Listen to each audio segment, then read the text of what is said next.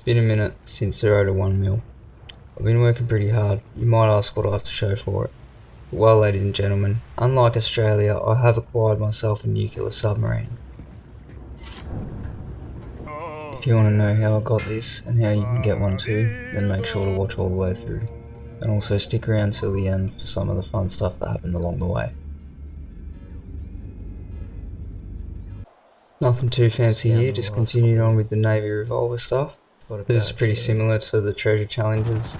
I'll chuck some guides in the description. So rumour has it, if I just kick back out here, it'll come for me.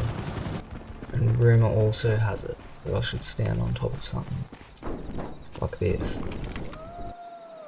Now we wait. Uh-oh. He doesn't look that scary, really. I'm the new serial killer in town. Jimmy Jackson. Yeah. So similar to the double action revolver, there's a challenge where you've got to get a certain amount of kills, which is what I was trying to do here when this went down. OMG, it's tape.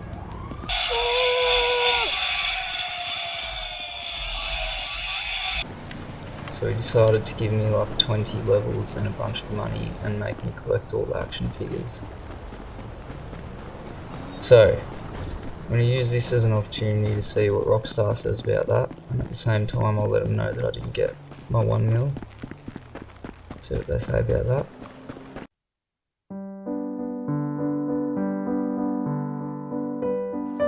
That's what we like to see. Thank you so much, Rockstar. Oh yes. So now that I had 2 million in my bank, I was starting to feel pretty good. So I went and spent literally all of it upgrading my businesses, which you really should do, because that way you can buy supplies and it's actually profitable, and really makes things a lot quicker. As you'll see, I was able to grind back that money in no time. So the vehicle you get for your sales missions here is going to vary from mission to mission, but as long as you keep the bar at halfway or below, you won't get more than one vehicle, and you'll be able to do it by yourself easy. It's always good to be stocked up on snacks and armour for all of these missions. And just remember to stay calm and get good at these, because you'll be doing them a lot. I chose to fully upgrade the counterfeit cash factory as well. I did read online not to bother with the security, but I'm a bit paranoid, so I went ahead and got it anyway. Much the same as the bunker, if you keep your product below 1.5 bars you'll only get 1 vehicle. However, if you do get more, I've had success moving up to 3 bars by myself pretty easily. I do suspect you could do more than that, but keep it safe. This combined with the bunker and the warehouse that I'm going to talk about soon were the main ways that I made money. I know I've said this before, but I'll say it again, VIP were pretty good, especially earlier in the game. So again, you just want to be keeping your snacks and armour up. Remember to use the map.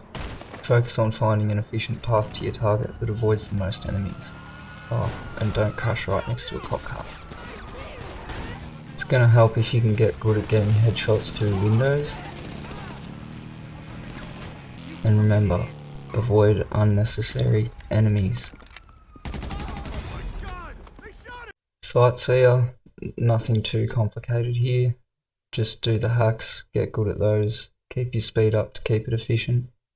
Too easy. Again, I personally only use these missions earlier in the game or when I had nothing to do.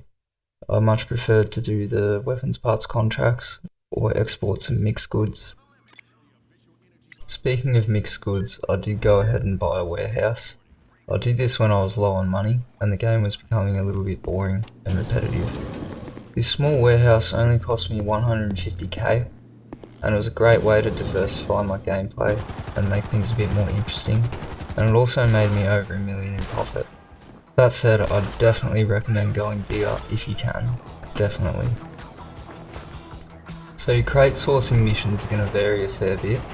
You are always going to want to source 3 crates where possible, as it is the most time efficient way to do things. The only real recommendation I have in here is get some kind of weapon that can take down a helicopter, because there are a few missions where you have to chase after some. And for the cell missions, I actually found these really easy and like fun. You can sell up to 9 crates at a time in one vehicle, or if you have a small warehouse like me, you can only sell 8, but it's still like really profitable and helped me save up for my end goal, as you'll see. 2 mil. You might notice my ranks a bit all over the place. It happened again. Rockstar fixed it up like super fast though. The last 2 money making methods I'm going to be mentioning, or I've already mentioned. First one being mixed goods, the second being the weapons parts contract, both of which all you have to do is get in a vehicle and drive to a location. That's literally it. Each time you do this you make 50k. So now, what everyone's been waiting for, and what I spent a long time waiting for myself. How to actually buy the Kosatka. First things first, you'll need to take yourself over to the music locker. You need to do this in order to meet Mini Madrazo and have him introduce you to the island of Cayo Perico and why you need to go there in the first place. So head on in there, go downstairs to the VIP section, and if it is your first time going there, you may just need to pop outside again, wait until you get this notification, and then you'll be fine to go back to the same area, at which point you will be welcomed in. At this point, you will be introduced to Madrazo. He's essentially going to tell you everything you need to know about the heist, plus a lot more. And eventually he'll drop the bombshell that you're going to need to purchase the Kosatka. We are going deep on this one. Do you feel me? Once you've done this, you'll be able to buy the Kosatka from Warstock.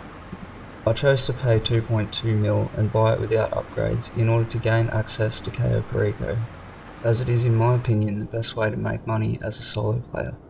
Managed to pick up a couple of outfits in my travels as well. Also got myself some new guns that I thought would help out with some of the missions. The most important of which I thought was the homing launcher that really helped out with a lot of the crate sourcing missions.